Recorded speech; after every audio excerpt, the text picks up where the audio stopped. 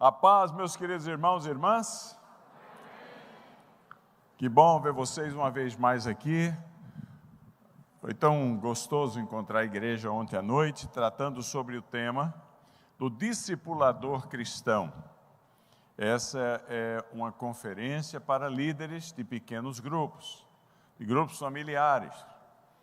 E, como dissemos ontem, o foco dela é na pessoa do mecânico e não na mecânica. O movimento de celular, o movimento de pequenos grupos, ocasionalmente enfrenta uma crise onde ele se encontra. A crise do cansaço, a crise do desânimo,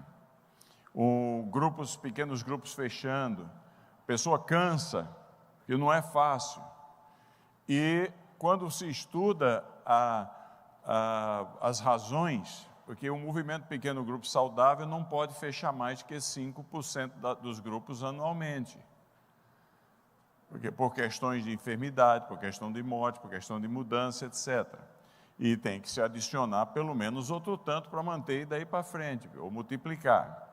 Mas a gente estuda as pessoas, o que elas dizem, e muitas vezes a razão pela qual há desestímulo e canseira é porque tentaram fazer a obra de Deus sem Deus, o que é um absurdo, sem o óleo da presença de Deus, se tornam mestres na mecânica da coisa. Aprendem um manual, que é muito importante que tenha, sobre como fazer, como liderar a reunião, o que é que vem antes, o que é que vem depois, o que é que vem no meio, qual é a dinâmica, e aprendem muito bem a mecânica. Mas a mecânica sem o óleo é uma complicação muito grande. É igual um carro, motor de carro tentar funcionar sem o óleo no motor. Você anda por um tempo e arrebenta, mais cedo ou mais tarde, não é assim? Não demora muito, você perde o seu carro. Então, é por causa disto, porque essa é uma necessidade premente no movimento dos pequenos grupos, nós fizemos a opção. Nós temos alguns outros livros que tratam, tem uns 2 pelo menos, que tratam a respeito do processo. Mas nós fizemos a opção, dos outros livros que escrevemos, de tratar a respeito da pessoa. Porque Deus escolheu usar você. É você é aquele que foi chamado para ser usado por Deus para dar fruto. Então, o foco é no mecânico aqui. Que se você for o que Deus espera que você seja, a graça dele vem e você vai produzir o que você esperaria de produzir. Então, por isso que tratamos ontem sobre o chamado cristão. Porque tudo começa com o chamado. E cobrimos o assunto ontem usando um exemplo negativo de chamado. Foi o de Moisés. As desculpas dele, na expectativa de que essa moeda que tem cara e coroa, a gente ontem aprendeu o negativo das respostas de Moisés, digamos, aprendemos a cara, na esperança, na explicação e na conversa, de que a gente adote a coroa, o outro lado. Então, eu espero que alguém tenha sido abençoado ontem à noite, no estudo de ontem à noite, porque ao preparar eu fui muito abençoado. Agora, hoje nós vamos dar sequência, porque o tema hoje, eu não sei se o slide está aí, companheiro, puder pôr o slide com o esboço, o tema hoje é das motivações, que uma coisa é o chamado, agora como você responde tem a ver com as motivações em assumir o privilégio e o compromisso de liderar outros, na caminhada cristã, de ajudar a formatar outras pessoas nesse processo de discipulado cristão, nos pequenos grupos. Não é este, é o anterior, este.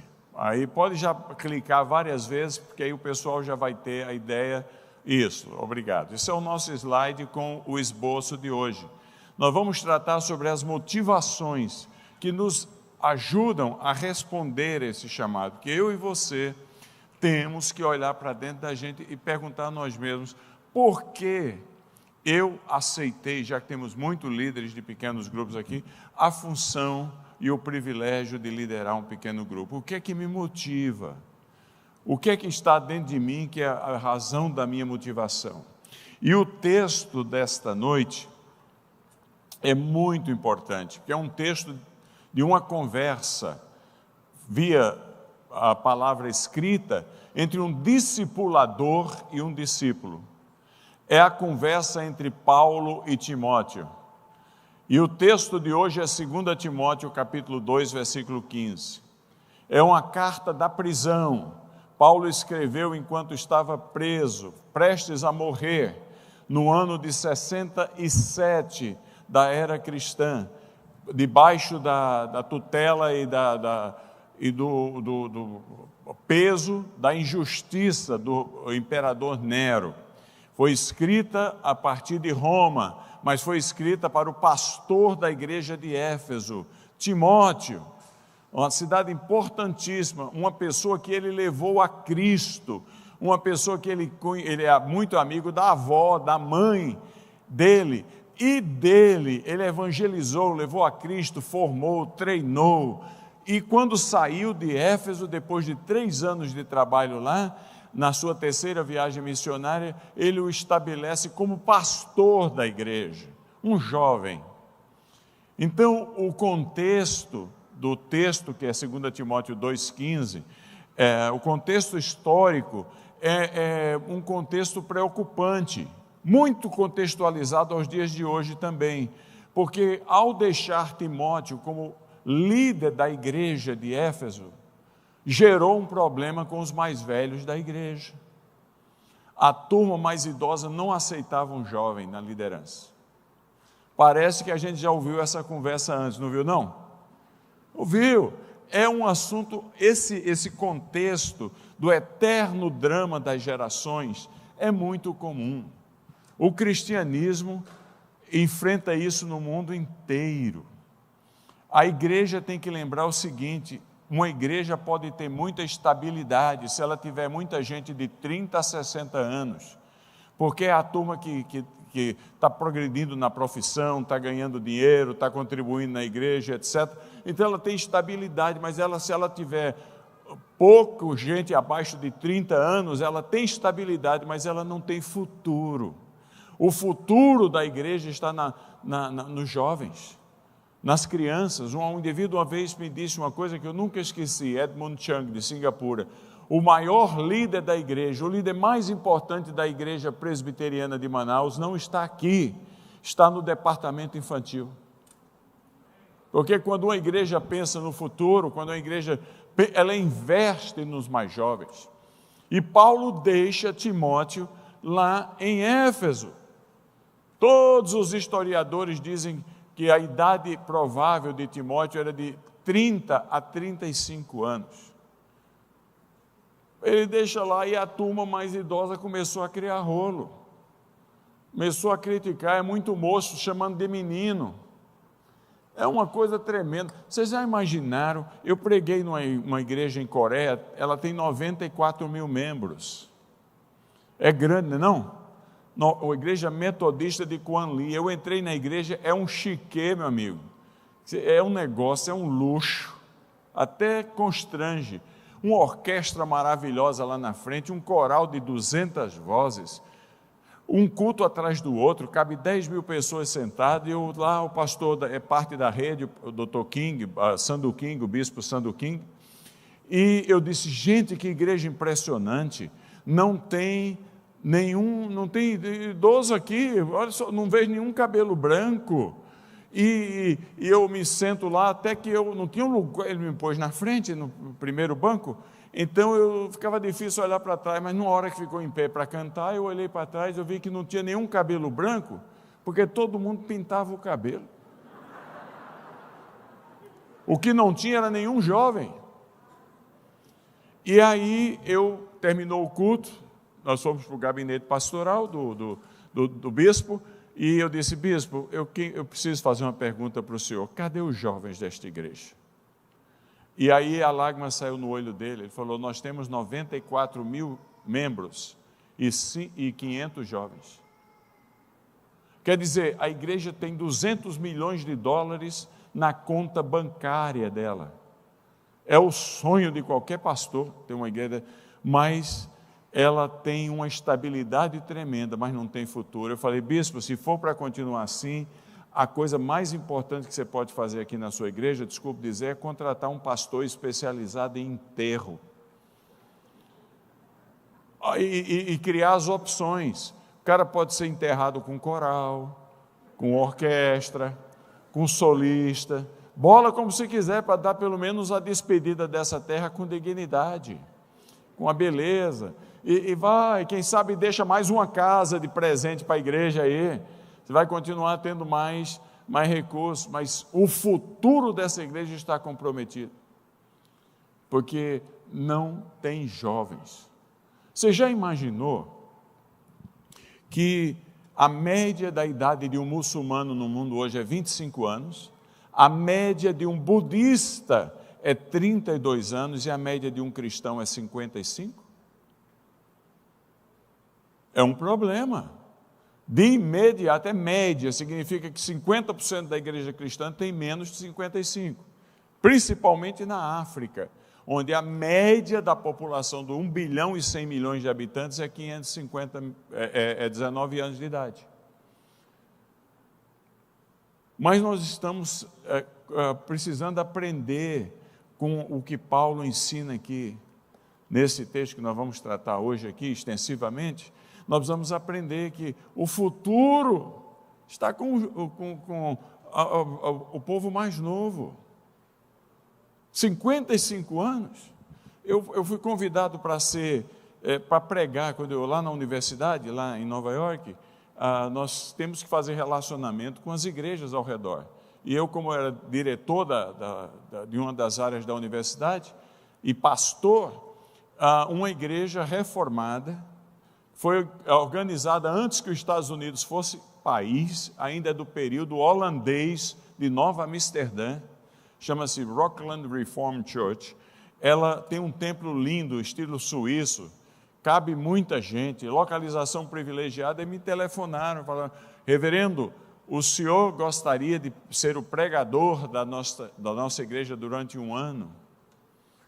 Eu falei, eu tenho o Global Kingdom, naquela época não era lá muita atividade, eu disse, eu só posso dar 2 domingos. Eu fui um tolo, porque eu devia ter ido antes lá. E aceitei aquele convite. Cheguei lá no primeiro dia, eu disse, é uma igreja vibrante, está presente aí. O ministro da defesa da Inglaterra tinha vindo para os 200 anos da igreja, imagina? Quer dizer, uma igreja de tradição. Aí eu disse, vou lá com muito prazer. Fui louco. Quando eu entrei na igreja para o primeiro culto glorioso, tinham 23 velhinhos na igreja. A média de idade, eu tinha um coral, dos quais 8 eram cantando no coral de 8 vozes. E estava tendo um dueto, ela tinha 94 e ele 85. Era o dueto do Matusalém. É uma coisa tremenda. E a gente vai ficando velho, aí fica aquela voz, né? Eu falei, meu Deus. E louvado seja Deus pelos 23, eu não estou diminuindo nada, mas um dia ela foi tão grande que ela precisou ter 2 cultos com um templo para 700 lugares. E o ministro da defesa da Inglaterra veio para celebrar os 200 anos da igreja, porque ela era histórica, da independência americana, aquele negócio todo, e agora reduzida a nada. Por quê? Porque teve um conflito de geração. Porque ela escolheu a estabilidade em detrimento do futuro. Está seguindo comigo aqui ou não? É o que estava acontecendo na igreja de Éfeso, uma igreja que era jovem, mas já estava tendo esse problema. E eu sei que eu consegui ficar naquela igreja, era para ficar 1 ano, eu fiquei uns 6 meses, não aguentei, que o doente começou a ficar eu. Eu dei meu telefone de base, eu não dei o celular, dei o de base. Quando eu estava em casa e tocava, eu já sabia que alguém tinha quebrado um osso, ou estava com dor, foi internado, ou perdeu a vista, que é a doença, foi pego com câncer. É a doença da idade, vai envelhecendo, vai dando isso. E eu, meu Deus do céu, e passando quase 100 mil pessoas na frente da igreja, todos os dias não entrava ninguém, porque ela foi perdendo o futuro. E quem é que quer viver de um museu?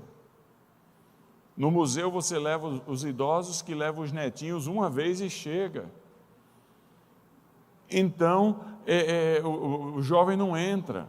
Então, esse é um texto do discipulador, véspera da morte dele, escrevendo para um filho na fé que era jovem, e que ele deixou numa igreja que não estava aceitando a liderança de um jovem. Olha que situação. E isso tem acontecido através da história, seguidamente. O problema é que eu nunca vi um avivamento da igreja começar num abrigo de velho. Mas eu nunca vi um avivamento da igreja se permanecer sem a oração do abrigo do velho. Está entendendo a dinâmica? A gente tem que chegar num entendimento, a gente tem que chegar numa equação nisto aí, porque a vitalidade da igreja está com os mais jovens, mas a perenidade da igreja, a permanência da igreja está com os mais antigos. E as duas coisas têm que se encaixar. A igreja intramuro, aquela que dá a ideia de tranquilidade, permanência, etc., está majoritariamente com a turma mais idosa. Mas a igreja extramuro, aquela da vitalidade que vai e que não tem medo e que vai conquistando os outros, está mais com a juventude. Paulo é claro nisso em 1 Coríntios capítulo 3. Então, a gente tem que aprender essa dinâmica. E uma das dificuldades de termos uma equação satisfatória nesta realidade, é porque a gente vai ficando velho e a gente esquece que a gente foi jovem. E que os bloqueios que a gente dá para eles hoje, é o bloqueio que deram para a gente no passado. Porque nós um dia fomos chamados um pouco de revolucionários também. Essa moçada da igreja aqui, eu me converti na década de 70, no começo da década de 70, e eu cansei de ouvir o pessoal daquela época dizendo: esse povo está inovando demais, está trazendo o mundo para dentro da igreja. Você lembra dessa conversa ou não? Falavam de você, agora você fala dos outros. É um conflito terrível. Então, nós temos que aprender a conviver, porque a igreja tem que ser a junção, o equilíbrio entre perenidade e futuro, entre estabilidade e futuro, entre perenidade e ousadia, e dinamismo e vitalidade.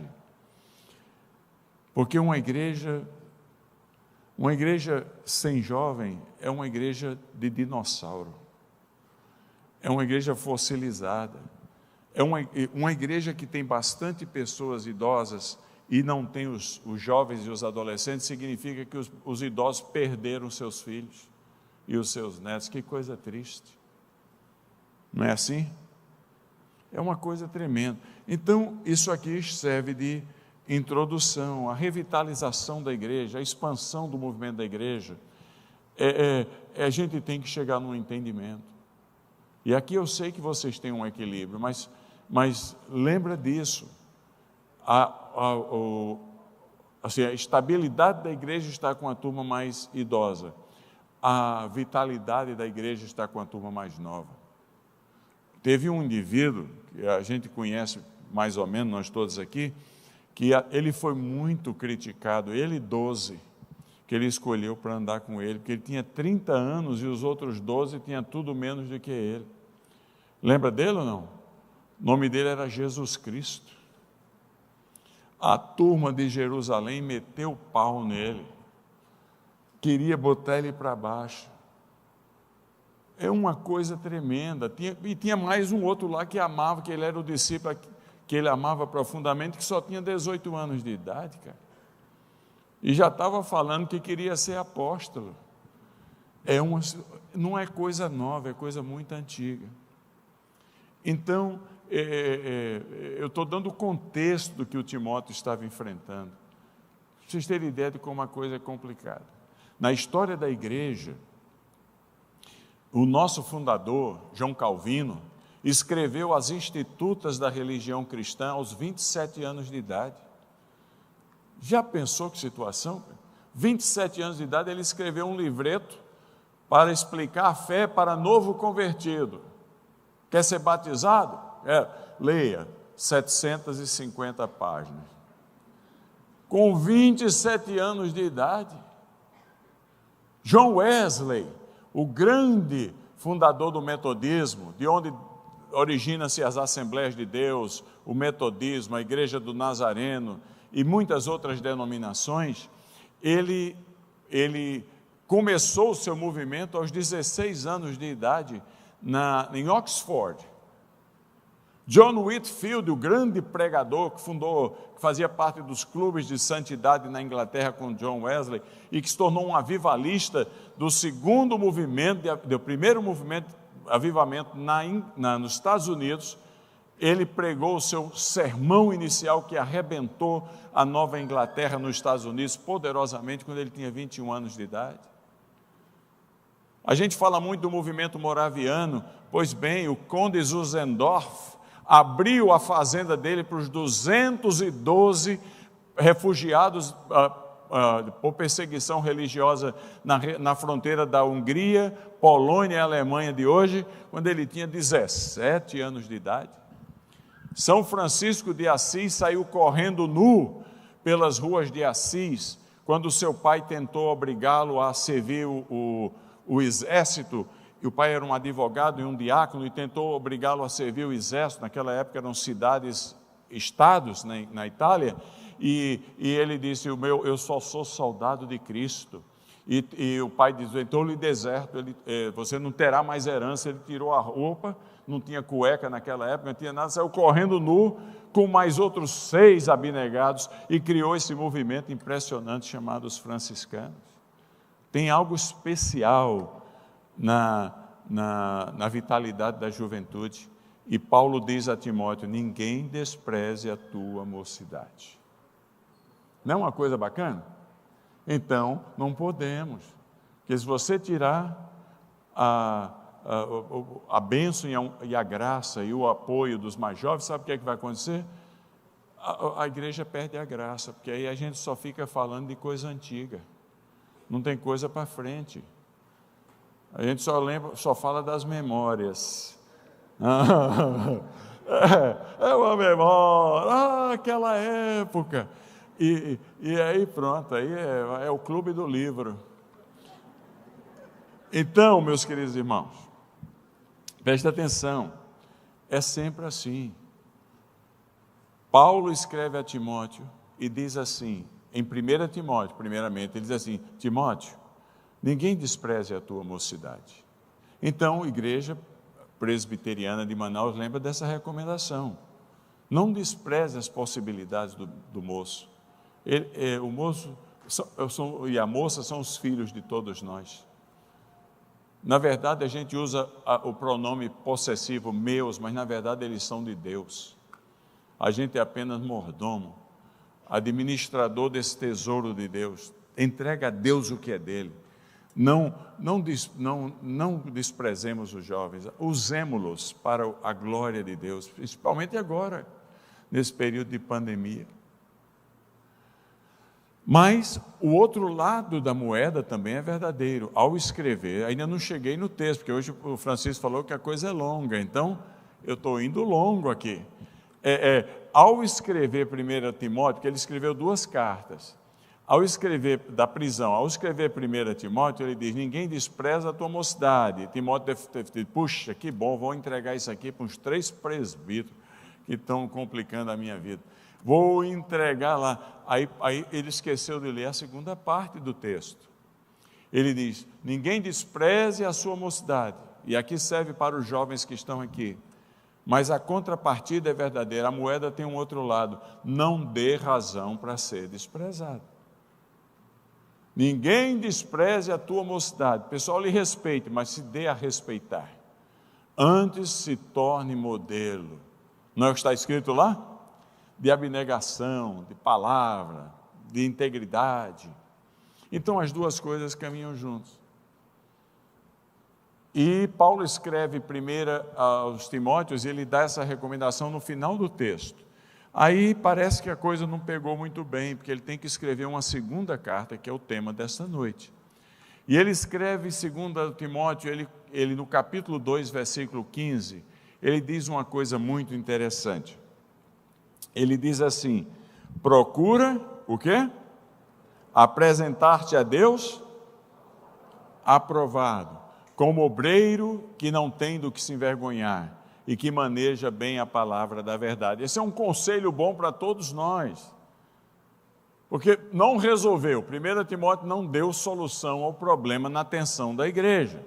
Então Paulo tem que escrever uma carta motivadora para Timóteo. Segunda carta de Timóteo é carta do discipulador falando para o discípulo. É muito pessoal, ao ponto de que ele termina dizendo: vou ter a minha cabeça cortada. No capítulo 4, acabou minha vida. É o discipulador falando para o discípulo, uma conversa de irmão para irmão, de alguém que investiu a vida na vida de outro e agora se sente um padrinho deste outro, que ele tem que caminhar adiante. Ele diz assim: procura apresentar-te a Deus aprovado, como obreiro que não tem de se vergonhar, que maneja bem a palavra da verdade. Eu vejo nesse versículo a motivação que todos nós precisamos ter para que a gente se dê bem na tarefa, porque o que foi recomendado ao jovem Timóteo, já falamos do contexto, é aplicável a todos nós que aqui estamos nesta noite. Se queremos ser encontrados fiéis, como a Bíblia diz, esta recomendação tem que ser levada em conta, porque trata a respeito das motivações para fazermos o que nós estamos fazendo. Paulo, então, ao escrever para Timóteo, ele diz assim: Timóteo, lembra, você é um líder. O líder é alguém que sempre influencia outro. Mas Timóteo, aqui vai a recomendação: checa seu coração, checa a sua mente e vê se você tem a motivação correta. Qual é a motivação correta que o texto nos diz aí? Paulo começa a sua abordagem com Timóteo nesse versículo dizendo assim: procura. Em português comum, coloquial, procurar é buscar alguma coisa que você está querendo achar, está certo ou não? Mas não no grego. A palavra grega que Paulo usou aí, a palavra espaldasson, é elucidadora, porque Paulo escreve para Timóteo e diz: Timóteo, procura apresentar-te a Deus. Procura, em espaldaço, tem a ver com, literalmente, a tradução é faça o seu melhor. E isso tem a ver com motivação, a motivação de fazer o melhor. Deus não aceita nada que não seja o nosso melhor. Olha que coisa fenomenal. Agora, para mim, isso aqui é uma coisa extremamente libertadora. Faça com zelo, seja diligente, faça todo o esforço ao seu alcance, porque liderança requer muito esforço e sacrifício. Ninguém pode terminar bem se não checar se é isso que motiva você, fazer o seu melhor. Agora, na igreja tem muita competição uns com os outros. Principalmente quando você reconhece quem está produzindo mais, quem está produzindo menos publicamente na igreja. E a cultura da sociedade no qual todos nós estamos envolvidos é a cultura que o tempo todo fica entusiasmando a gente e motivando a gente para ser o número 1. Já notou isso ou não? Até a Brahma é chamada da cerveja número 1. Todo o bojo no qual nós estamos inseridos na sociedade é enfatizando uma competição, para a gente se tornar o número 1, é o número 1. E a igreja se sucumbe a isso. Nós não tomamos cuidado, nós competimos uns com os outros demais aqui dentro. E a nossa motivação para fazer o que fazemos é complicada. Eu frequentei uma igreja na década de 80, lá em Califórnia, onde eu fazia um programa de doutorado, e a igreja chamava-se Igreja Presbiteriana de Glendale. E eu fiz amizade com um vendedor de seguros, que havia se tornado líder, veio para a igreja, 2 anos depois estava líder na igreja. E aí, uns 3 meses depois, falou: estou saindo da igreja. Aí eu falei, mas por que você está saindo da igreja? Ele falou, porque já vendi todos os seguros que eu podia vender aqui.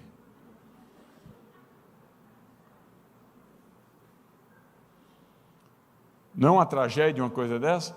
Há muita motivação que não é correta naquilo que nós fazemos. Há muita gente buscando prestígio, porque a liderança, a função de liderança dá prestígio, dá realce, dá presença. E essa ideia de ser número um acima de todo.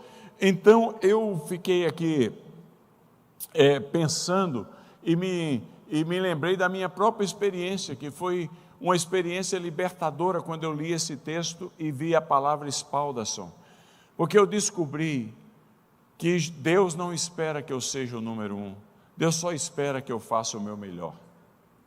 Isso é libertador demais, porque acaba a competição entre nós e em última análise acaba a competição com Deus, porque a igreja já tem o número um. No máximo que a gente consegue ser é número 2. Não tem jeito. Procede ou não? Não tem jeito. Então, nós estamos juntos nesta batalha. E o texto diz que quando eu puser a cabeça no travesseiro, todas as noites, eu tenho que só ter uma segurança do que o meu melhor eu dei para Deus, no serviço aos outros. Não acha que isso é maravilhoso? Me libertou dessa coisa toda de competição demais. Deus não está interessado em que você entre no jogo cansativo da competição pela posição maior. Esse jogo só gera vaidade e inveja, e comparações desnecessárias. Timóteo precisava aprender isso. Deus só está interessado em uma coisa de você. Você fez o seu melhor? O seu talento que Ele deu e as habilidades adicionais que você adquiriu, estudando, praticando e vivendo, desenvolvendo suas habilidades relacionais, que estão usando todas elas no ministério, você está fazendo o seu melhor? É essa a sua motivação? Está indo tudo bem até aqui ou não? Porque é assim. Sua motivação tem que ser fazer o melhor. Agora a pergunta é, fazer o melhor em quê? Aí Paulo continua o argumento aqui com o seu discípulo. É um pequeno grupo em funcionamento aqui. Discipulador e discípulo, uma microcélula, via correspondência, uma mentoria à distância, porque ele estava preso, não podia sair, além do mais já havia sido condenado pela terceira instância da justiça de Roma, ia ser sacrificado, como ele diz em 2 Timóteo capítulo 4, então dali ele não saía mais, e ele perdeu todas as suas apelações, só tinha um jeito, manda a carta, mandou a carta, ano 67, ele diz, faça o seu melhor na primeira das áreas mais importantes, vamos comigo aqui, repete o texto, procura apresentar-te a Deus aprovado, como obreiro que? Pronto, até aí. Faça o seu melhor na área da sua integridade. Na área da sua integridade. Não podemos ter do que nos envergonhar. No Global Kingdom, uma das coisas mais constrangedoras é quando a gente tem que pedir alguém para desaparecer da rede. Porque teve que está envergonhando o bom nome do grupo, de Cristo, da igreja e tudo. Infelizmente, eu que visito, o mundo inteiro os caras para convidar, só aquele que tem que ir para desconvidar. É constrangedor demais. Ter do que se envergonhar é uma coisa horrível. É uma coisa tremenda. Integridade, preste atenção, tem a ver com o bloco de valores que define quem você é e quem eu sou. Quem nós somos verdadeiramente. Nós temos um negócio chamado caráter. No núcleo do caráter está esse bloco de valores que, se a gente complicar, todo dia, toda hora nós somos tentados a quebrá-lo. Se a gente quebrar, a gente estaciona na liderança ou vai para trás. Deus escolheu o teste da integridade diário na nossa vida para aumentar, estacionar ou diminuir o horizonte da nossa liderança. Sempre foi assim, sempre foi assim. E se a gente passa no teste, nas tentações, nas situações da vida que testam o nosso bloco de valores, Deus alarga o horizonte. Se a gente não passa, a coisa vai para trás. Veja os casos bíblicos, veja o caso de Saul. Saul ia tão bem, a coisa ia tão bem com Saul, ele era admirado em Israel, entra pelo cano lá na tentação do templo, o que é que sobra para ele depois? Só vai para trás, ele não passou no teste de integridade. Vê o caso de Daniel, capítulo 1, foi testado na sua integridade emocional e espiritual para com Deus, dizendo que você tem que comer comida sacrificada a ídolo, na Babilônia, e ele então disse, de jeito nenhum, e propôs uma alternativa criativa, eu como só alface, 14 dias, se porventura minha face estiver decaída depois disso, eu como a carne, mas eu sei que Deus não vai me deixar complicar dessa natureza. Toparam, ele era mais viçoso, mais bonito depois de 14 dias, Deus alargou o horizonte, ele se tornou uma autoridade no Império Babilônico. É sempre assim, se a gente complica, a gente anda para trás, não se engane. Na visão de Deus nós nos complicamos, porque a integridade é um bloco de valores que nos faz completo, que nos faz completo, holístico, transparente, integral. Eu estudo muito sobre liderança, e escrevo sobre liderança, e a verdade é que a palavra hoje em dia, contemporânea, mais importante na teoria da liderança é a palavra transparência. Porque a transparência é você ser quem você é. Os líderes, os membros dos nossos pequenos grupos, eles não esperam que a gente seja super-homem ou super-mulher, a não ser que a gente já esteja manipulado tantos outros, que é essa a expectativa que ele tem de nós. Eles só esperam uma coisa, que a gente seja transparente. Eles têm da gente uma opinião de que a gente é falível, mas a gente gosta de passar a ideia de que a gente é infalível e termina manipulando todos os outros. Então, quando a gente é transparente, o nosso bloco de integridade é garantido que vai permanecer, porque eles vão ver que a gente errou, mas eles vão ver que a gente também tentou acertar depois disso. E aí a admiração cresce entre eles se submetem com mais facilidade. Nosso grande alvo, segundo Paulo, em 2 Coríntios capítulo 3, 2 Coríntios capítulo 3, após a conversão, é a gente crescer numa situação de liderança ao ponto da gente ser carta viva, aberta para que os outros possam ler, transparente.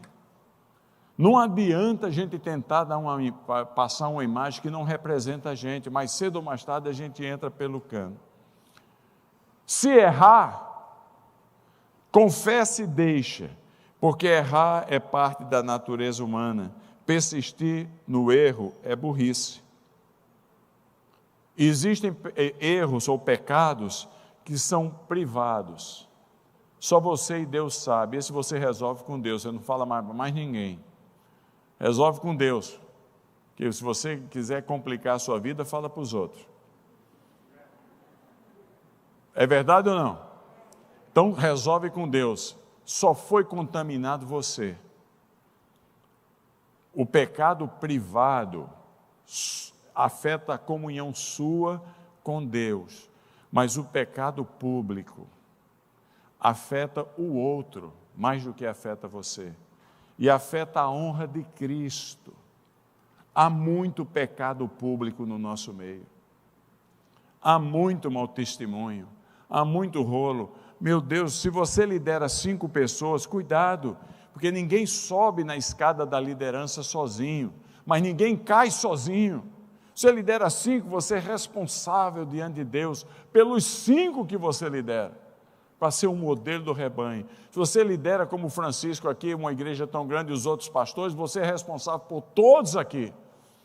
Então, o pecado público atrapalha a honra de Deus, atrapalha você na comunhão com Deus, mas atrapalha o outro que poderia converter-se a Cristo e ver em nós um modelo de transparência e bênção e não vê. Essa semana passada, um infeliz que orou, fez a oração em posse de George Bush e de Barack Obama, pastor de uma igreja de 12 mil pessoas no Texas, foi posto na prisão porque roubou, iludiu com esse negócio de dinheiro a comunidade dele em $5 milhões. Pegou 3 anos e meio de chilindró. E o país inteiro gozando dessa pessoa. É a honra de Cristo. Faça o seu melhor para se preservar. Porque nós líderes, nós somos líderes por bondade de Deus e pela bênção dos outros.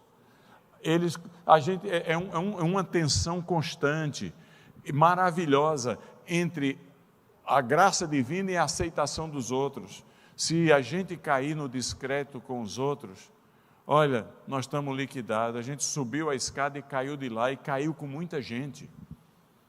Ninguém sobe a escada sozinho da liderança, e ninguém cai dessa escada sozinho. O coração do caráter, então, é esse negócio chamado bloco da integridade. Você não acha que isso é um assunto sério? Muito sério. Então, a grande libertação é que Deus não espera que a gente seja perfeito, a gente está se aperfeiçoando. Mas, quando errar, confessa e deixa, e faz questão que os outros vejam, para que eles aprendam essa virtude maravilhosa da humildade e da servidão. Sabe o que é que acontece? Quando a gente compromete o bloco de integridade da gente, de valores, a gente deixa de andar por convicção e passa a andar por conveniência. Isso é uma tragédia, porque conveniência faz a gente rato da igreja, rato do evangelho, dos esgotos da vida. Você perdeu o sal, eu perdi o sal, porque a gente jogou fora a convicção para andar por conveniência. A gente negocia, e é uma coisa horrível, meu Deus do céu. Que Deus livre a cada um de nós de entrar nisso aí. Abraham Lincoln, o grande presidente americano, disse assim: quando as nossas atitudes comprometem a nossa integridade, nós terminamos como uma sombra pequena de nós mesmos, pois a árvore frondosa de nossas convicções já morreu. Olha, uma pessoa que anda por conveniência,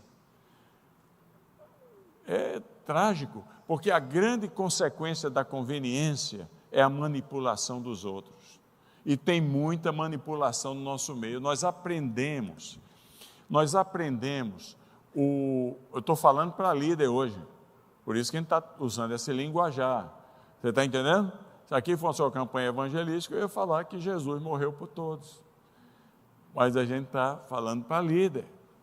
Mas uma grande tragédia da conveniência é que a gente substitui a nossa autenticidade pela manipulação. Todos nós aprendemos as frases motivadoras dos outros. Um pastor que vê que a igreja não está lá muito bem, naquele culto está meio parado, já manda o povo ficar em pé, levantar a mão, pular, gritar aleluia. Isso é tudo manipulação. Isso é tudo técnica de motivação extraordinária. Seria muito mais bonito, transparente, dizer: vamos nos ajoelhar, alguma coisa não está certa, vamos nos quebrantar diante de Deus. Aí sim a graça do Senhor vinha ali. Cuidado, é o aleluia daqui, oh, glória, glória. Outro povo seja você mais autêntico, né? Para a coisa funcionar. Eu dando aula num programa de mestrado na universidade, um programa para líderes, tinha um pastor de uma igreja do Harlem, em Nova York, 800 membros na igreja dele, uma igreja de negros americanos. Então, aquela igreja que é raro hoje ter lá no Harlem. E eu falei sobre integridade. Quando acabou, ele veio chorando conversar comigo: doutor Dantas, eu posso conversar com o senhor? Eu falei: pode. Ele falou: doutor Dantas, hoje eu estou arrasado aqui depois que eu vi o que o senhor falou. Falei: mas por quê? O que é que eu fiz? Meu Deus do céu, vai já ter um processo contra mim aí? O que é que aconteceu? Ele falou: porque o que o senhor falou é o meu quadro, doutor Dantas. Eu falei: o que é que houve? Ele falou: houve um dia no meu ministério que Deus me usou naquele domingo especial para curar pessoas que estavam bem enfermas lá. Por alguma razão, ele resolveu me usar, me disse até o nome da pessoa que estava enferma ali, eu chamei a pessoa à frente, ela estava lá, eu orei, houve uma cura milagrosa ali, e o culto foi demais, doutor Dantas, foi uma coisa fenomenal. Lá na saída da igreja, as pessoas vinham dizendo: que pastor maravilhoso, que culto abençoado, e eu devo confessar para o senhor que eu gostei disso aí. Eu gostei demais, e eu comecei a construir a minha liderança, a minha integridade em cima do bem feito dos outros, e aí Deus retirou a graça, doutor Dantas. Mas eu já estava muito satisfeito com a manipulação, então eu continuei manipulando, eu inventava curas, eu inventei cura, eu falava, eu tinha as palavras-chave que os outros faziam os outros chorar. Doutor Dantas, eu sou um miserável. Eu falei: e você é? Mas você já está no primeiro passo da mudança, porque quem confessa e deixa alcança a misericórdia. Você hoje confessou, você tem que deixar. Está entendendo, meu irmão, minha irmã? Eu fui pastor no Canadá. Eu quase perdi a minha linha, porque a tentação é demais. Grande Elias, professor do seminário, presidente de sínodo, você pastor no Canadá, plantar a igreja do zero. E crente já dá trabalho aqui, imagina imigrante. É um rolo só, igreja de imigrante é um rolo. Mas graças a Deus. E fomos lá plantar a igreja Vida Nova, reformada, onde hoje é pastor Seni Tavares. E eu tinha por contrato com a denominação levantar parte do meu sustento. E passou a frequentar a igreja um cara, eu sozinho dava 60% dos valores da igreja. Ele tinha uma empresa de construção, ilegal no Canadá, mas montou, era muito capaz, e a igreja recebia aquilo lá, e de repente eu soube, ao conhecê-lo, que ele estava vivendo com uma moça e era uma pancadaria danada, batia um no outro, lá era uma coisa terrível, e ele era um ministro de louvor. E aí vem aquele negócio: o que é que eu faço com esse infeliz? Eu boto para fora, tiro de lá, mas a manutenção dos meus filhos depende dele. A reputação da gente com relação a cumprir os prazos da denominação dependia de ter aquele indivíduo lá. E eu comecei a sentir que eu estava negociando o meu bloco de valores. A convicção estava dando lugar à conveniência. Está entendendo? Não? Porque eu tinha uma necessidade premente, eu tenho 3 filhos, e tem a reputação da gente. E aquilo foi fazendo mal para mim, eu fui ficando adoentado, emocionalmente adoentado. Um dia, ele me chama para ir na casa dele. Quando eu chego lá, ele tinha tido um rolo com a moça que vivia com ele. A parede, que é drywall, estava arrebentada de murro, que ela deu um murro nele. Ela era danada, né, menina? Mandou ver e ele deu nela, e tudo de face e rosto. Eu falei: bom, ele queria conversar comigo. Quando eu chego lá, eu vejo aquela cena, e eu já estava por aqui, comigo mesmo, não com ele.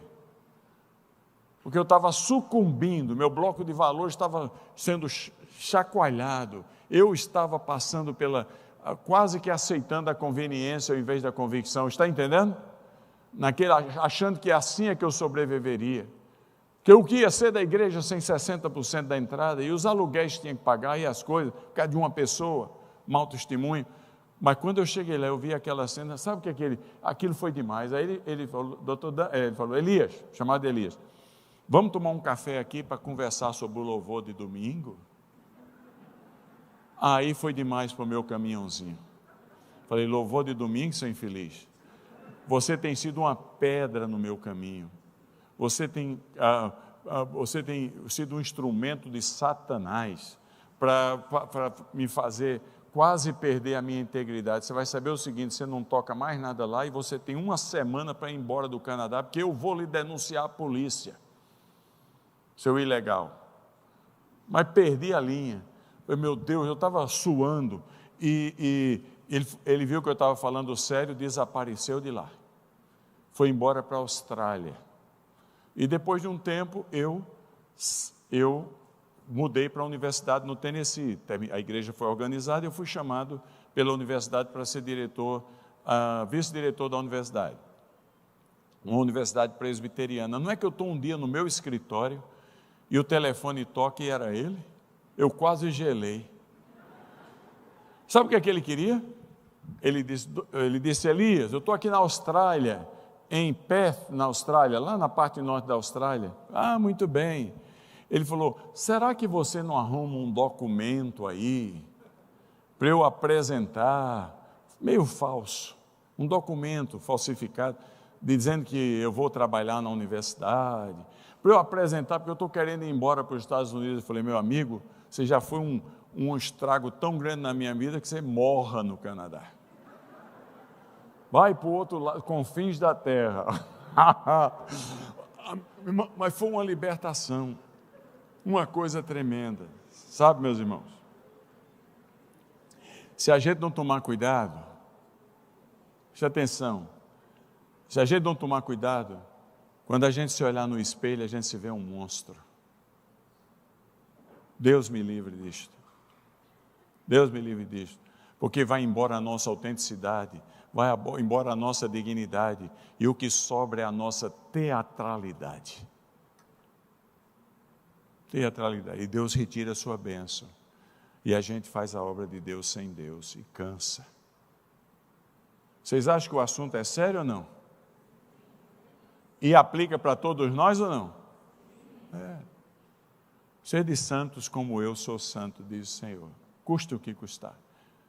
Agora, como nós estamos em processo de santidade, nós já temos a posição de santidade plena, Jesus já nos perdoou, mas nós estamos em processo, tentando aproximar a nossa vida do que Deus já nos considera, pelo menos sejamos autênticos, transparentes, porque Deus é tão bom que o povo vai respeitar a gente mais ainda, mais ainda. Amém até aqui? Aí o texto diz assim, faça o seu melhor, quando você deitar, botar a cabeça no travesseiro, aliás eu tenho que parar agora porque tem a oração, não é isso? Venham, vamos orar, meu irmão, vamos lá, ô glória, eu olhei o relógio ali, ô Francisco, já vi, já passou até uns minutinhos, não é isso? Então ora aí, meu irmão, eu já vou aqui para o meu lugar aqui. O negócio está tão bom que dá vontade de não parar, né? Mas, meus amados irmãos, 21 dias de oração e jejum. Nós não podemos deixar de orar, como o pastor falou. Vamos orar. Se você puder colocar seu joelho no chão, coloque seu joelho no chão. Aproveite esse momento agora para confessar sua vida diante do Senhor. Aproveite esse momento para dizer, Senhor, eis-me aqui. Conserta o que precisa ser consertado em mim. Vamos orar, coloque diante do Senhor também os seus projetos para o ano de 2021, especialmente o segundo semestre. Vamos orar. Bote seu joelho no chão. Você que está em casa também, meu amado, que está acompanhando os 21 dias de oração e jejum, continue, ore também nesse instante.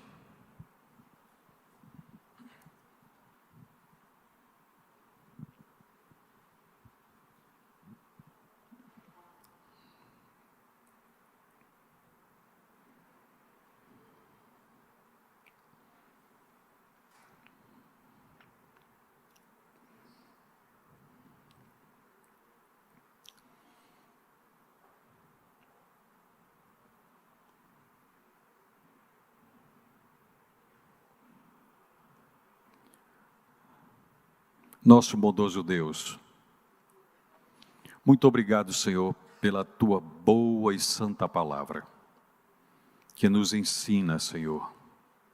Mexe com as nossas estruturas emocionais, estruturas físicas, e nos alimenta no Espírito. O Senhor nos faz crescer diante dela. Louvado seja o teu santo nome. Mas aqui estamos, Senhor, nesse propósito de oração durante 21 dias, que o Senhor tem colocado no seio dessa igreja, no meio do seu povo. O Senhor tem levantado pessoas a jejuar, orar, santificar, consagrar os seus dias ao Senhor, servir ao Senhor com integridade. Deus eterno, o Senhor tem colocado em nós esse desejo profundo, Senhor, de comunhão, de relacionamento com o Senhor. Oh Deus, muito obrigado, Senhor, porque o Senhor tem nos levantado para isso. E o Senhor tem feito diferença nos nossos lares. Queremos pedir ao Senhor, em nome de Jesus, que o Senhor incline os seus ouvidos, meu Senhor, como os teus servos outrora falaram tantas vezes. Inclina, Senhor, os teus olhos e vê, ouve, Senhor, a oração que é feita no mais profundo do coração, Senhor, como se ela estivesse saindo em voz alta, Senhor, para que todos ouvissem. Dá, Senhor Deus, que essa oração, Deus eterno, feita diante do Senhor, em nome de Jesus, seja respondida pelo Senhor, trazendo a esses amados irmãos, Senhor, uma resposta de consolo, de conforto, de refrigério em suas almas. Pois nós aqui estamos perante o Senhor dos exércitos, o Senhor que vive e reina pelos séculos dos séculos, o Deus eterno que nos fez, nos formou e nos trouxe, que nos viu substância ainda informe. Deus eterno é o Senhor a quem servimos. E como está escrito, Senhor, Tu és a minha esperança, Senhor Deus, a minha confiança desde a minha mocidade. Oh Deus, está escrito assim, o Teu salmista escreveu assim, no Salmo 71, verso 5, que acabei de citar. Bendito Senhor, Tu és a nossa esperança, e assim, ó Deus, esperamos tão somente em Ti. Colocamos diante do Senhor nossos planos, nossos projetos, nossa família, nossos filhos. Deus eterno, em nome de Jesus, pedimos que o Senhor nos abençoe, Pai, dando-nos sabedoria, dando-nos, ó Deus, razão para louvar-te continuamente, Senhor, em todo o tempo. Pois nós nos apresentamos ao Senhor, adorando ao Senhor, o único que é digno de todo louvor e toda adoração. Em nome de Jesus. Amém. Amém, queridos? Vamos ficar de pé mais uma vez? Vamos ficar de pé. E você... cadê o pessoal do louvor? Sobe aqui rapidinho, só para... Tá bom. Não, pode ficar, desculpa. Depois a gente chama, tá? Mas vamos orar mais uma vez. Senhor, queremos que o Senhor coloque em nosso coração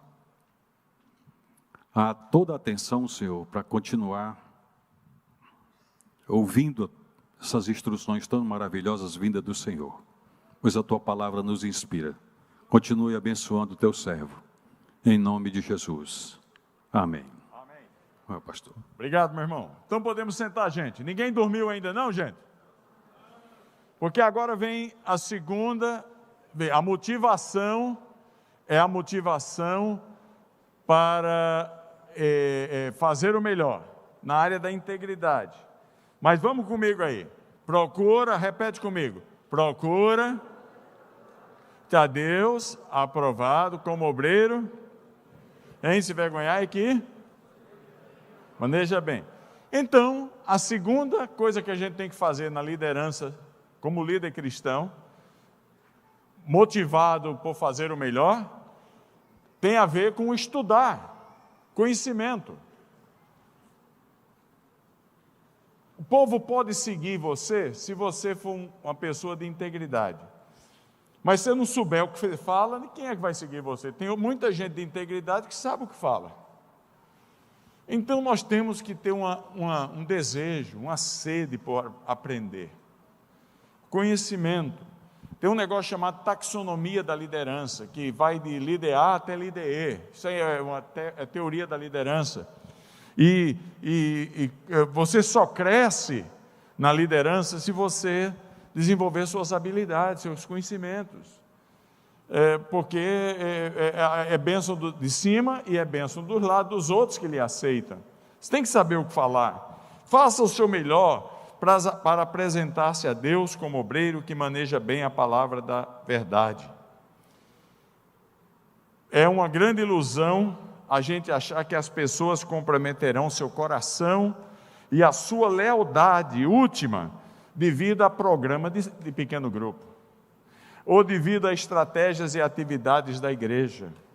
Não, a lealdade denominacional está diminuindo no mundo inteiro. A pessoa vai naquela igreja porque está sendo abençoada de alguma maneira, os filhos estão sendo ajudados. O que garante a lealdade é a palavra, é o ensino, é a consistência, é a pessoa se sentir alimentada, é ter um líder, uma líder que conhece bem a palavra da verdade. É verdade que, eu estou falando com isso aqui, não sei porquê. É verdade, por isso que eu estava sentindo um calorzinho. É verdade que a palavra da verdade tem a ver com a Bíblia, mas não só a Bíblia. Porque naqueles dias não tinha a Bíblia completa ainda, os evangelhos só tinha 2 escritos, que era Lucas e Marcos. João só veio depois, Mateus só veio depois. O que a igreja tinha de Bíblia era o Antigo Testamento e algum outro texto que estava devagarzinho sendo aceito pela igreja. Hoje, olhando para trás, a gente sabe que a Bíblia é a palavra da verdade, e a gente tem que conhecê-la, mas também verdade, João Calvino dizia, é tudo aquilo que é verdadeiro, você tem que conhecer, tem que estudar. A tarefa de guiar, a gente não pode ser cego guiando o cego, mas acima de tudo, nós estamos falando, no cerne de tudo, é o conhecimento da Bíblia. Um líder tem que conhecer as Escrituras. E eu nunca vi tanto absurdo como vocês sabem disso. Vai na televisão. Eu vi na televisão um programa aqui no nosso Brasil, o cara lá na frente, igreja lotada, canal de televisão, ele falando, eu vou provar que Deus é poderoso, como se precisasse provar que Deus é poderoso. É um desconhecimento bíblico. Um endemoniado lá na frente, ele falou, vou provar que Deus é poderoso, demônio, sai! E a pessoa saiu. Falei, para provar de fato que ele é poderoso, demônio, volta.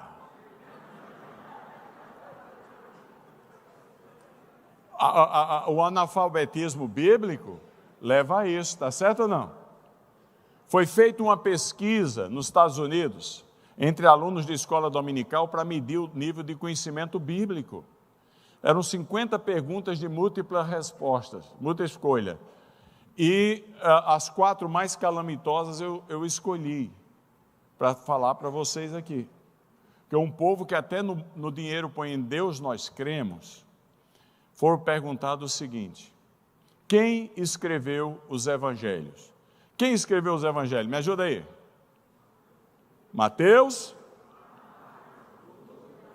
Essa igreja conhece a Bíblia.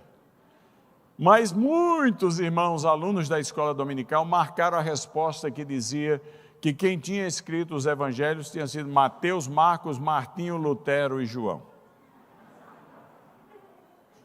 Uma outra pergunta era, de onde veio Eva? Como é que Eva surgiu? De onde veio Eva? Me ajuda aí.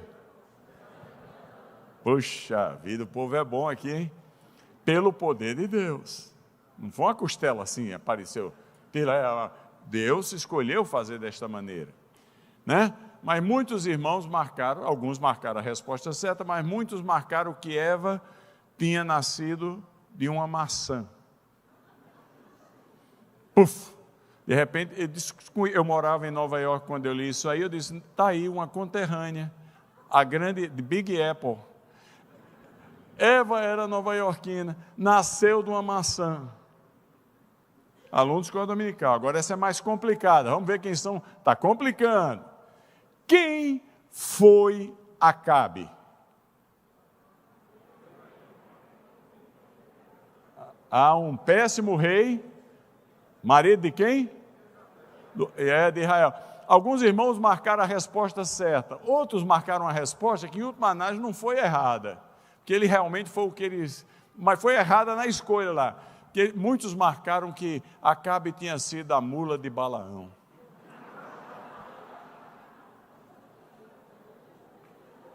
Mula de Balaão. Agora, ele era uma mula, só que não era a mula de Balaão. Agora vem essa última aí, ajuda aí. Quem foi Sodoma e quem foi Gomorra? Quem foi Sodoma e Gomorra? 2 cidades destruídas devido à pecaminosidade delas. Mas muitos irmãos marcaram a resposta que dizia que Sodoma e Gomorra tinham sido amantes. As respostas são hilariantes e a gente tem todo o direito de dar risada, mas são tristes ao mesmo tempo, porque revelam um desconhecimento bíblico tremendo. Aqui no Mogi Guaçu, quando minha primeira igreja, eu tinha um amigo pastor que já morreu, então eu nem vou mencionar o nome dele, de uma outra denominação, homem de muito bom coração, mas daqueles que, vamos ver, está faltando alguém, ordena aí, bota lá. E abnegado, mas um pouco instrução, um pouco conhecimento. Ele estava estudando sobre a construção do templo, que diz que foi uma obra esmerada, lá em Mogi Guaçu, perto de Campinas, interior de São Paulo. E uma irmã da igreja, uma senhora idosa, perguntou para ele: pastor, o que é uma obra esmerada? Aí ele falou: minha irmã, com aquele sotaque do interior de São Paulo, uma obra esmeralda é a feita com aquela pedrinha verde?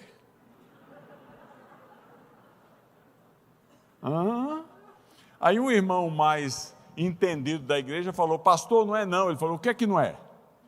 Não, aquela esmeralda é a pedra verde, aqui está falando esmeralda.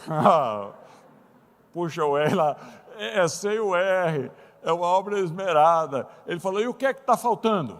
Está faltando um L. Ele falou: então põe.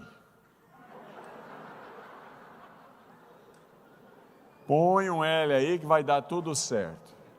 Então, lá naquela igreja, no bairro da Vila América, oficialmente a obra do templo foi uma obra esmeralda. Isso não é lugar nenhum, é uma coisa terrível. Ou aquela senhora que foi na frente da igreja e falava: lâmpada para os meus pés, e esquecia o resto. Lâmpada para os meus pés é a tua palavra, e nada, foi ficando vermelho. Falou: sabe de uma coisa? Lâmpada para os meus pés é a tua palavra e eletricidade para o meu corpo inteiro. Ó, irmão, a gente abençoa o nosso povo quando a gente conhece a Escritura. É um absurdo um líder cristão não conhecer a Bíblia, não guardá-la no coração, não memorizá-la na mente. Porque a gente tem que estar pronto a dar resposta da nossa fé a quem pergunta. E olha, é lâmpada para os meus pés e luz para o meu caminho. Quer dizer, a Bíblia, ela é lâmpada para os pés. Significa que no momento, eu estou ali, meu pé, ela ilumina meu pé, mas ela é luz para o meu caminho, ela mostra o horizonte adiante, ela é as duas coisas ao mesmo tempo. É função nossa de líder. Santifica-os na verdade, a tua palavra é a verdade. Eu visitei a casa de um ex-gerente da Caixa Econômica Federal em São José dos Campos, Púpio, 60 e tantos anos, porque quando você chega numa certa idade é mais difícil, a partir de uma certa idade você tem que ter a ciência diz assim, que a dificuldade de guardar, de memorizar, é complicado. Por isso que as pessoas aprendem língua com mais facilidade até 40 anos. Depois de 40 anos, para cada ano de vida, é 3 anos de complicação. Mas eu chego na casa do Pupo, que tinha acabado de se aposentar, 67 anos, e a esposa dele, com 63, uma dentista que tinha acabado de se aposentar. E moravam num condomínio muito maravilhoso, me puseram lá na casa deles, eles me deram o quarto de visitante, em cima da escada. E eu entro lá, era uma suíte, e eu tinha chegado de viagem, fui tomar um banho. Quando eu entro no banheiro, está no espelho, escrito com batom: Não cesses de falar deste livro da lei. Antes medita nele de dia e de noite, para que tenhas cuidado de fazer segundo tudo quanto nele está escrito. Então farás prosperar o teu caminho e serás bem-sucedido. Josué capítulo 1, 8 e 9, não é isso? Aí eu falei, gente, mas que coisa estranha, nunca vi um espelho de banheiro ter batom com um versículo da Bíblia. Mas tomei meu banho, desci para jantar, e não estava pronto. Ele falou, Elias, aguenta um pouco aí na sala de estar. E tinha um vidrão bem grande. Quando eu sento no sofá, o que é que eu vejo? Escrito com batom em letras maiores, que o vidro era grande. Não cesses de falar deste livro da lei, antes medita nele de dia e de noite, para que tenhas cuidado de fazer a tudo quanto nele está escrito. Então farás prosperar o teu caminho e serás bem-sucedido. Aí a curiosidade começou a aguçar em mim. O que é que está acontecendo aqui? Aí ele chamou para a cozinha, tem lá um granito, uma mesa de granito para a gente comer. Mal eu sento lá, ele fala, Elias, esqueci de pegar o leite, vira aí, pega o leite na geladeira. Quando eu virei, está lá um pedaço de papel grudado com um imã. O que é que estava escrito lá? Antes medita nele. Aí foi demais para mim, eu falei, pô, pelo amor de Deus, o que está acontecendo aqui? Porque é que tem, não cesse de falar no banheiro, na sala de visita, na cozinha. Ele falou, e você esqueceu no meu quarto. Aí eu falei, mas por que, Púlpio? Ele falou, Elias, é o seguinte, eu sou líder de célula, e eu sinto uma necessidade muito grande de guardar no coração a palavra de Deus para não pecar contra Ele. Mas a realidade é que eu não estou conseguindo. Minha cabeça não dá mais para ficar memorizando muita coisa. Então, minha esposa e eu, nós escolhemos gravar um versículo por semana. A gente chega da igreja e a gente põe o versículo da semana onde a gente mais vai durante a semana. A gente vai mais no banheiro, na cozinha, na sala de visita e no quarto. Então, não tem jeito, nós vamos centenas de vezes por semana nesse lugar. No final da semana, nós já decoramos, só pela repetição. Aí, quando a gente chega da igreja, a gente apaga, repete, para ver que aprendeu mesmo, e copia o da semana seguinte. Eu achei fenomenal. Não tem condições da gente não conhecer as Escrituras. Notadamente agora, semana... 2 meses atrás eu estava no Paraná, fui visitar o pastor Joel, mocinho, pastor numa igreja metodista no caminho entre Telêmaco Borba e Ponta Grossa, e Curitiba. E ele fez um café, gente muito simples, está plantando a igreja. E eu disse, e aí como é que está o movimento aqui? Ele falou, situação interessante. Eu falei, o que é? É que nunca pensei que ia acontecer tão cedo na minha vida. Apareceu aqui um casal, que ele era ele, virou ela, e ela era ela, virou ele. E vieram aqui na igreja, estamos começando. E ele, que era ele, virou ela, se converteu. Mas ela, que era ele, virou ele, não se converteu. Aí, quando ele se converteu, ele falou, quando ele, que era ela e virou ele, se converteu, eu não quero mais essa vida. E até fez um implante de novo do que tinha sido tirado. Porque ele tinha sido virado ela. E agora ela queria virar ele. E ela, que tinha tornado ele, começou a difamar a igreja. E aí, ele, que tinha sido ele, virou ela, e depois se converteu, ela virou ele, foi para Curitiba. E conheceu, agora, ela, que gostou dele, que tinha sido ela, e que tinha virado ele. E resolveram casar. Ele não poderia mais ter filho, ele que tinha sido ela, porque tinha tirado lá, né? Mas já tinha posto de volta, mas não podia mais. Mas podia ser homem. E aí resolveram casar. Para quê? Porque ele que tinha virado ela, e que não tinha ficado feliz porque ela que tinha virado ele se separou dele, e arrumou um outro na mesma situação, que era ele que tinha virado ela, estava criando o maior problema na cidade, que é uma cidade pequenininha. Você já imaginou o que é que a gente está enfrentando no século 21? Quem imaginaria que a gente ia passar por isso? A gente tem que estar pronta da resposta. Porque Deus ama essas pessoas todas. Deus ama. Um amigo meu falou que lá em Atlanta, é um pastor de uma igreja, Assembleia de Deus brasileira, falou, olha, um cara chegou para mim, tem uma empresa grande de construção, foi a fazer um serviço na igreja, gostou da igreja, apareceu lá de visita, falou, pastor, eu posso trazer minha família para frequentar aqui? Falou, pode, claro. Falou, mas pastor, não é muito tradicional. Falou, mas o que é que você quer dizer? Eu sou casado com um homem.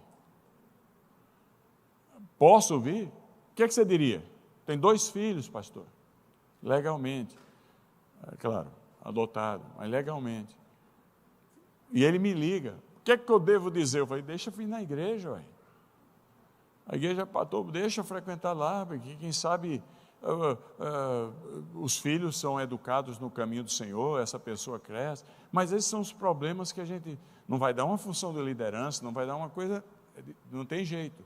Mas a igreja é para todos. Aí o homem perguntou, e será que o povo dessa igreja vai me aceitar? Eu falei, e o que é que eu digo? Ele diga que muitos não. Como lá fora muitos não estão aceitando, seja honesto. Mas muitos vão, porque o amor cobre multidão de transgressões. Pode não aceitar a prática da vida da pessoa, mas vai amar esta pessoa e ensinar nos caminhos do Senhor. Não é uma situação difícil? Imagina, rapaz, homem com homem é lobisomem, mulher com mulher é jacaré. E você tem essa situação, se você não souber o que, se você que é líder, você vai passar por isso aí. E aí o que é que você diz? Ser líder não é fácil, cara. Concorda comigo ou não?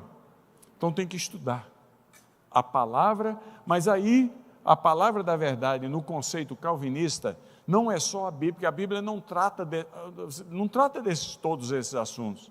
A Bíblia é a base sobre o qual todos os outros assuntos não podem negá-la. Mas o âmbito do conhecimento humano, as grandes questões do conhecimento humano atuais, a Bíblia tem que ser o alicerce para você julgá-las. Mas a Bíblia não trata de muitos dos assuntos de hoje. Então você tem que estudar. Você quer ser um líder eficaz? Tenha na cabeceira da sua cama a Bíblia e um livro. Vê quem é do seu pequeno grupo, o que é que eles estão lendo. Leia o que eles estão lendo, para você poder imergir na vida deles. É isso aí. Ninguém pede a gente para ser, ninguém obriga a gente a ser líder, mas já que a gente aceitou isso como um privilégio e a nossa motivação é fazer o melhor, então vamos aprender. Procura apresentar-te a Deus aprovado como alguém que sabe o que fala. Sabe o que fala? Porque o povo pode nem concordar, mas respeita se você puder argumentar. Faz sentido ou não? Mas acima de tudo, conheça a Bíblia, a palavra de Deus. É uma maravilha. Eu li o Museu da Bíblia nos Estados Unidos, a empresa que construiu, os donos da empresa, é uma empresa muito grande chamada Hobby Lobby. Os donos são da nossa rede do Global Kingdom. Eles investiram quase $1 bilhão no Museu da Bíblia. E eu estava lá na sede deles, lá no Kansas, conversando com o Mark Green, que é o CEO da grande companhia, e ele me mostrou lá o material. Ele diz, é um material lindo, que eles puseram lá, diz assim, ou a Bíblia afasta você do pecado, ou o pecado afasta você da Bíblia. Não tem jeito.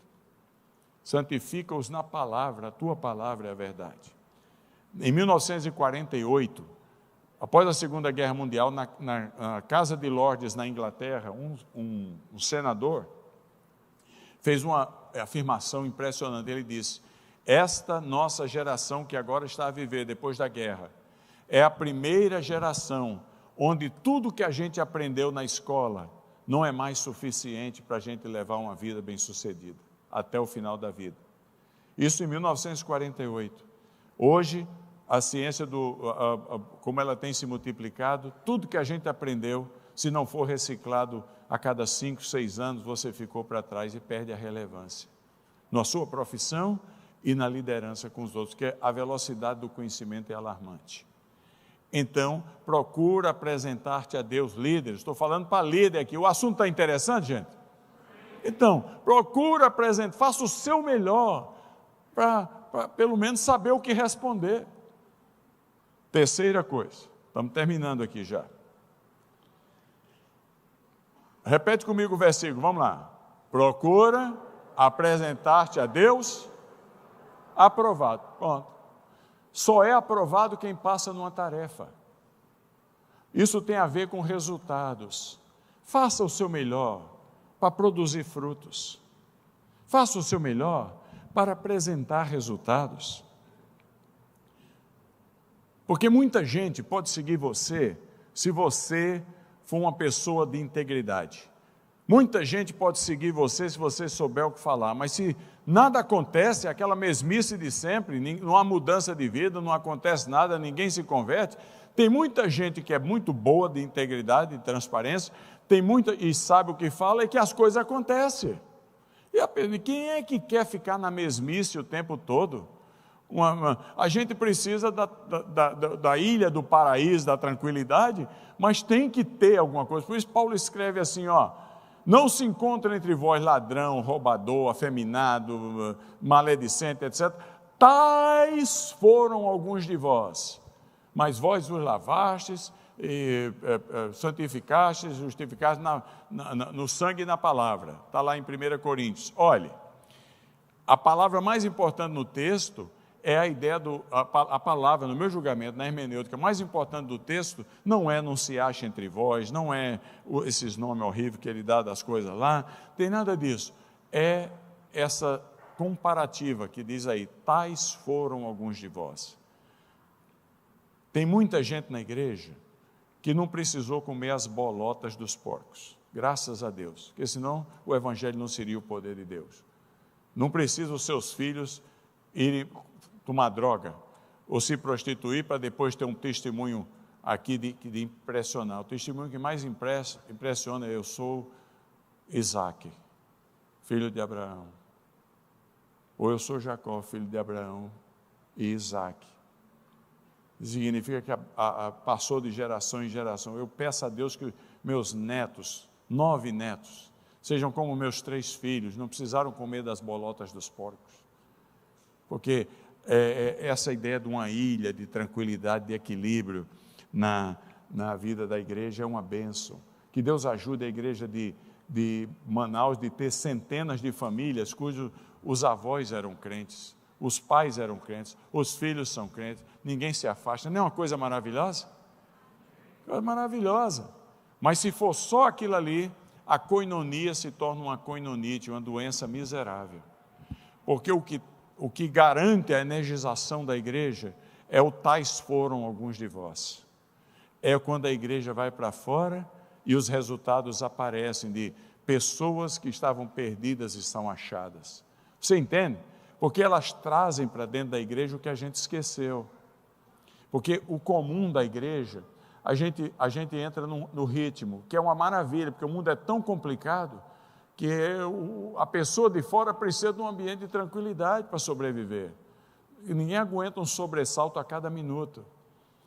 Então a igreja tem a igreja dentro do muro, que é a igreja da estabilidade, da história, 120 anos de história desta igreja, coisa maravilhosa. Pode vir, é de confiança. Aqui tem famílias que são famílias fundadoras. Estão todas caminhando no Senhor. Que louvado, que evangelho poderoso. Isso sim é que é o poder de Deus, de manter as pessoas caminhando. Mas precisamos da igreja extramuro, precisamos dos casos práticos da manifestação do poder de Deus, precisamos dos maledicentes se convertendo, dos ladrões se convertendo, dos afeminados se convertendo, precisamos dos roubadores se convertendo. Você está entendendo? Porque o evangelho, e eles trazem o primeiro amor, porque eles conhecem Cristo na hora, e a gente conhece o Cristo no percurso. Então o primeiro amor energiza a gente, e eles precisam da gente, porque eles estão vivendo num mundo conturbado, eles têm que encontrar a igreja em paz, em harmonia. É o balanço entre perenidade e atividade, vitalidade. Temos que ter. Então, resultados têm que acontecer. Não tem como. Tem que brotar coisa nova. Não é possível. Jesus mandou a gente dar fruto e que o nosso fruto permaneça. É assim que a coisa vai caminhando. E qualquer empresa na cidade de Manaus caminha na escolha dos seus líderes nisso aí. Integridade, conhecimento e resultados. As metas são alcançadas. Então, se você chega no final do ano e não há ninguém novo no seu pequeno grupo, rasga a roupa, usa pano de saco, raspa a cabeça e joga cinza. Porque não tem cabimento. Não tem cabimento. O vírus do coronavírus está se reproduzindo. Aqui em Manaus está menos agora, porque vocês já tiveram a sua cota de sacrifício. Mas no Brasil, agora está 0,98. Graças a Deus, caiu abaixo de 1. 1 para 1. Que bênção seria se a igreja tivesse um contágio semelhante ao coronavírus.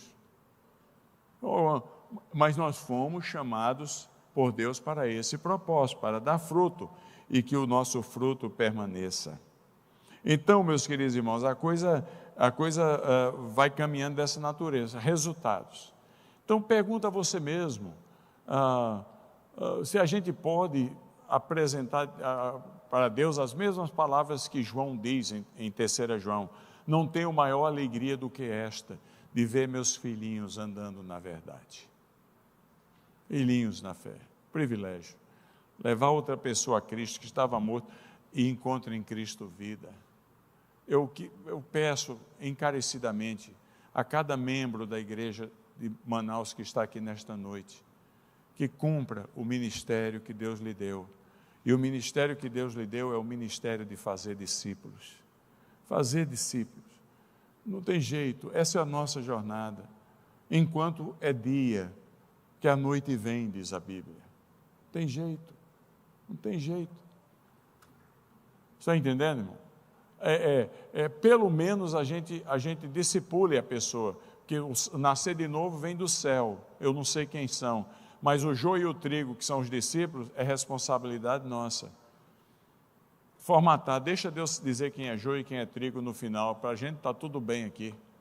Vamos lá, vamos caminhando, vamos formatando, importante é que esteja, nem que seja da boca para fora, confessando a Cristo, porque a gente não é Deus para julgar o coração de ninguém. Mas nós vamos apresentar os resultados dos discípulos feitos. A Bíblia diz, faça discípulos. Fazer significa formatar, fabricar. A Bíblia não diz para a gente fazer um nascido de novo, que isso não compete a gente, ninguém nasce se não for do alto. A nossa tarefa é doutrinar a pessoa, discipular a pessoa. Se ela é de Cristo ou não, deixa isso com Deus, nós não somos juízes de ninguém. Mas nós vamos fazendo o nosso melhor, os nossos resultados. Amém até aqui? Terminando. O texto diz, repete comigo, procura apresentar-te, pronto. É a quarta coisa, porque as empresas de Manaus, é onde você trabalha, ela caminha nas 3. Integridade, conhecimento e resultados. O que só o cristianismo acrescenta é a unção divina. Procure apresentar-te a Deus, porque na fé cristã e no ministério cristão, tudo começa na presença de Deus e tudo termina na presença de Deus. Não podemos escapar da presença dele. Presença majestosa, presença gloriosa. Temos que fazer tudo o que estiver ao nosso alcance, demonstrando isso no nosso calendário, para Deus ter centralidade no nosso dia. Eu fico impressionado com os presbiterianos puritanos, na sua origem, lá em Gales, no Reino Unido, eu estava lendo um material deles, eles tinham um culto doméstico. E era claro, era uma região de agricultura rural, as coisas mudaram um pouco, mas eles diziam assim, eram 2 cultos domésticos ao dia. Pela manhã, eles se reuniam para pedir a Deus pelo dia. À noite, antes de dormir, se reuniam para agradecer a Deus pelo dia. E tinha as instruções que a igreja dava. E nas instruções que a igreja dava, eu li uma que dizia assim: se você tiver que escolher entre o pão diário e o pão da vida, fique sem comer, mas não deixe de estar junto um com o outro. Achei fenomenal isso aí. A melhor prova para a gente saber se a gente está querendo a unção divina é o lugar secreto. É o lugar secreto, é aquele que ninguém está vendo, só quem interessa está vendo. É quando aquele, sabe aquela hora que quase todos nós acordamos no meio da noite, não acordamos? Para fazer um xixi, uma coisa assim, não é assim? E para ir na geladeira. Tem um negócio, fica uma coisa mecânica, você acorda e você vai lá e sapeca um pedaço de pão na boca, um queijinho, aí o docinho que ficou da noite anterior. Você já acorda com a fome danada, você vai lá, uma fruta, é verdade ou não? E a barriga crescendo. Então, olha, presta atenção, quem sabe Deus está permitindo a gente acordar no meio da madrugada, não só para ir no banheiro e fazer um xixi, mas para a gente entrar no lugar secreto, porque ninguém está vendo. É muito fácil a gente falar e orar publicamente e ser traído pelo desejo do reconhecimento. As pessoas dizerem que oração bonita, que palavra bonita. A vigilância de quem está na liderança tem que ser 10 vezes maior, porque a linha tênue entre servo de Deus e Deus servo é muito grande, é muito fina. Se a gente não tomar cuidado, a gente começa a achar a gente mesmo Deus. Que as pessoas vêm para a gente e falam, Deus falou comigo, e você começa a pensar que é você, Deus. O perigo do púlpito, o perigo da liderança, é uma das maiores ciladas da liderança, que eu escrevo isso num dos meus livros, é o reconhecimento dos outros. O que é uma necessidade, porque nós precisamos de palavra de encorajamento. O problema não está com os outros dizerem bem feito, o problema está a gente vigiar o coração da gente, para não se enganar com isso aí. Então a melhor coisa que tem é a unção, e a unção divina vem na oração da porta fechada. Eu não sei a seu respeito, mas os momentos mais profundos do meu relacionamento com Deus, de comunhão com Deus, acontecem quando ninguém está vendo. A gente vai, fecha a porta na madrugada e começa a recitar aqueles versículos que são tão caros, estão no coração da gente, de exaltação de Jesus. E aí vem aqueles hinos antigos que glorificam ao Senhor. É aquela coisa maravilhosa, você começa e de repente a lágrima brota no olho, e de repente parece que o céu desceu ali ou você subiu no céu. Não acontece assim? É uma coisa, quem não passa por isso não sabe o que está perdendo. É um negócio fenomenal, e é mais ou menos como aconteceu com Moisés. Quando você desce do monte, o rosto está brilhando.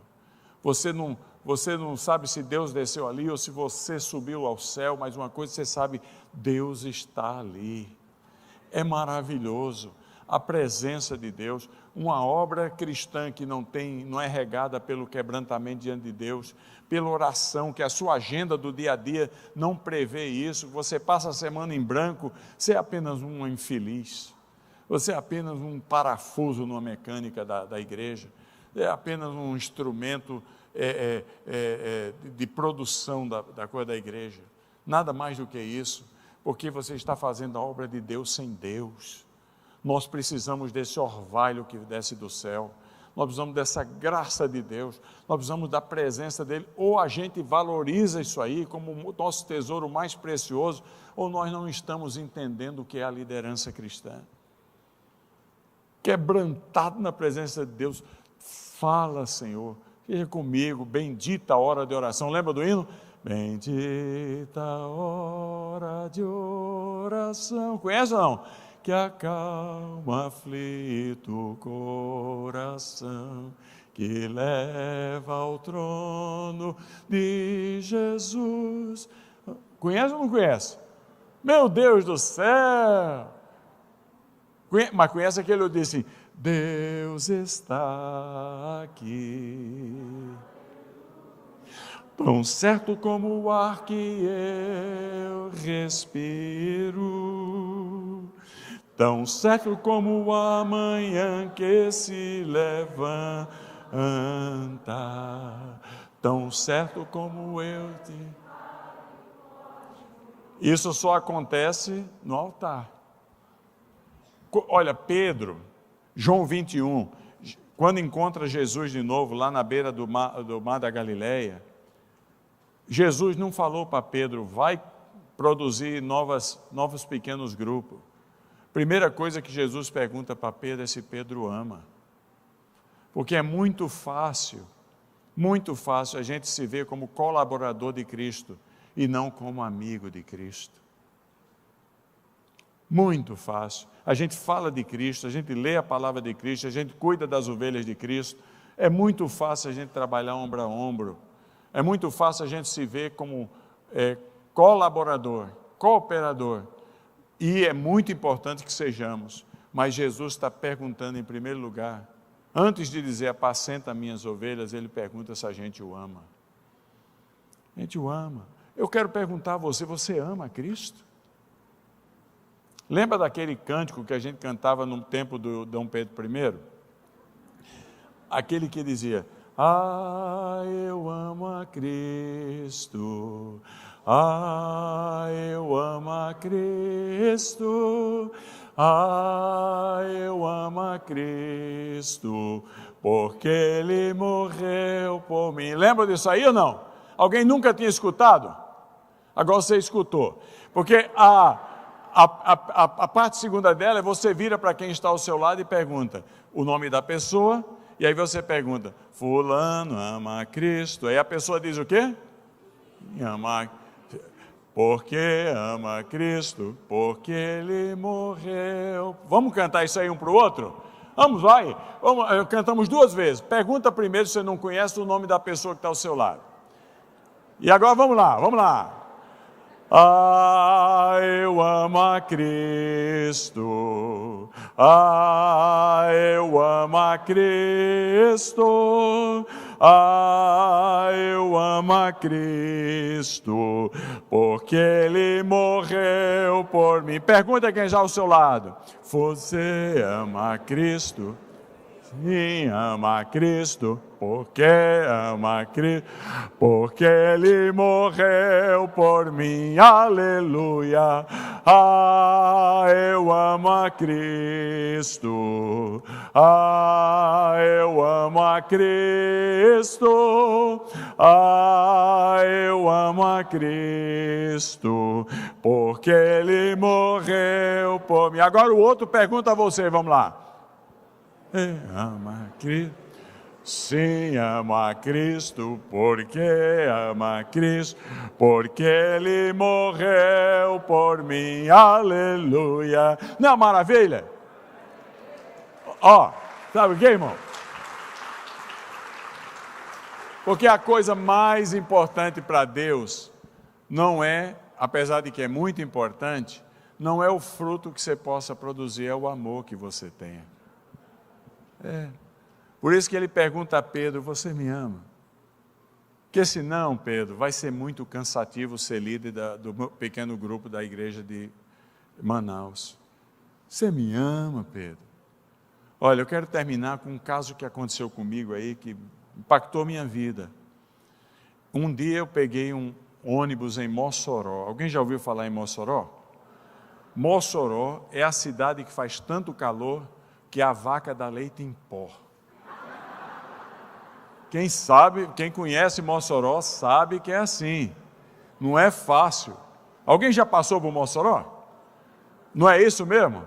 Aquilo é um inferno. Diz que o cara, o indivíduo morre em Mossoró e chega no inferno e ainda pede um agasalho. É demais.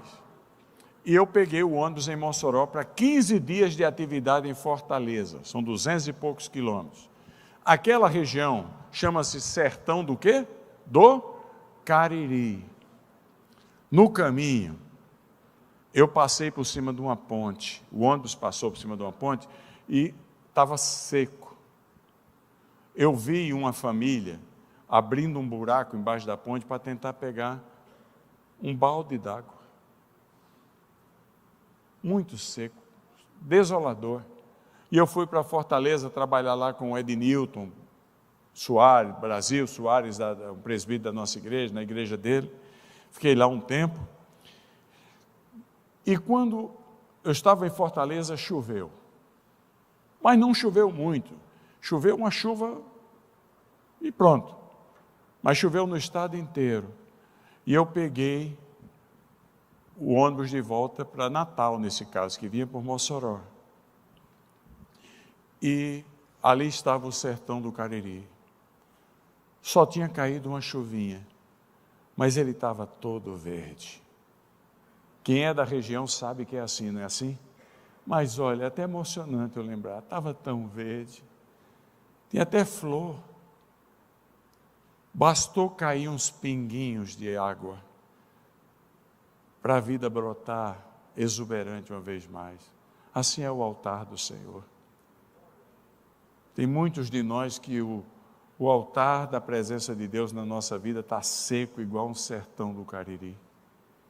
A gente está só, nunca tivemos tão autênticos na nossa vida, estamos usando a máscara que a nossa vida é, ao pôr a máscara.